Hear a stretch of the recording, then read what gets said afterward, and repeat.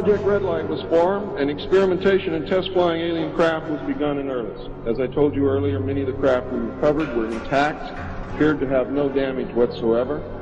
One craft actually exploded over the test site during testing sometime in the early 60s, but the explosion is said to have been seen over 3 states. Project Red Light, according to the information that I have, was postponed at that time because they had no idea what had happened or why the craft had exploded, but they lost the pilots, and the project went on hold. A super top-secret facility was built at Groom Lake in Nevada in the midst of the weapons test range. It was codenamed Dreamland. Until this area was built, testing was done at the Tonopah test range, and that's why some of you have conflicting information. The installation was placed under the Department of the Navy, and clearance of all personnel required a Q clearance as well as executive, which means presidential or majestic approval.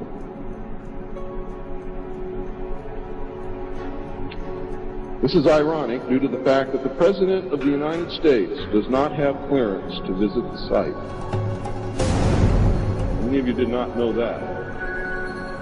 The President of the United States cannot enter Area 51. There are very many other areas which he cannot enter also.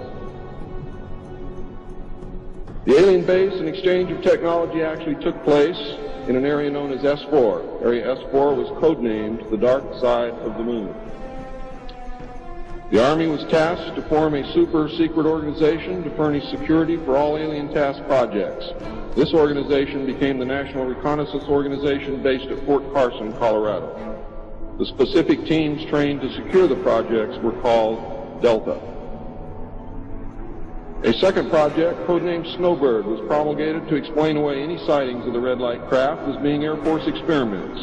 The Snowbird craft were manufactured using conventional technology and were flown for the press on several occasions, and those of you who are my age or older will remember, as children or young adults, going to the movie and seeing in the movie-told newsreel the Avro car and other strange-looking saucer craft that were developed by the United States and the Canadian Armed Forces as a part of Project Snowbird.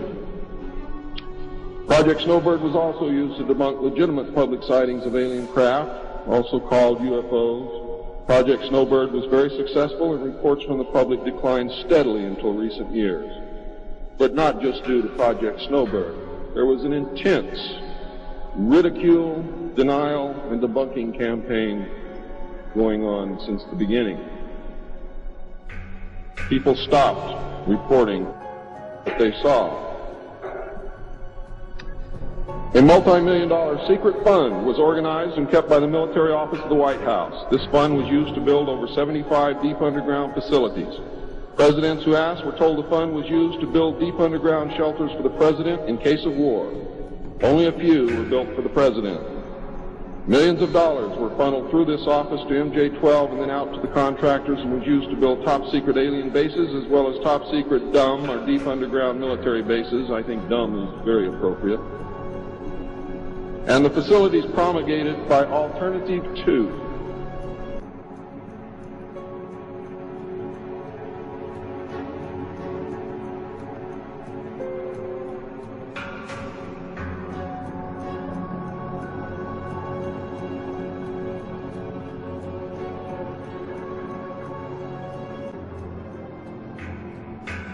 President Johnson used this fund to build a movie theater and pave the road on his ranch, and I believe he also used it to fix his shower.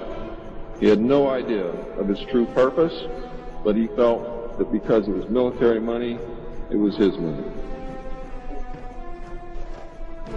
The secret White House Underground Construction Fund was set up in 1957 by President Eisenhower. And you can forget Truman, because Eisenhower has done everything that's been done to us, not intentionally, not to hurt us, in the beginning to protect us. The funding was obtained from Congress under the guise of construction and maintenance of secret sites where the president could be taken in case of military attacks, called presidential emergency sites. The sites are literally holes in the ground deep enough to withstand a nuclear blast and are outfitted with state-of-the-art communications equipment.